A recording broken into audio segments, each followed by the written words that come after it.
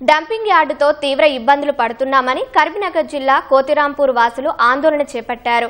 Dumping yard కో హటావో కరీంనగర్ కో బచావో అనే నినాదంతో చెత్తను తరలిస్తున్న వాహనాలను అడ్డుకొని నిరసన తెలిపారు.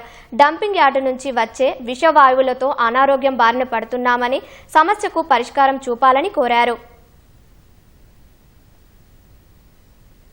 ఉంటున్నాము అప్పటి నుండి ఇప్పటివరకు కూడా ఈ డంప్ యార్డు ప్రభావంతో చాలా ఇబ్బంది గురవుతున్నాము.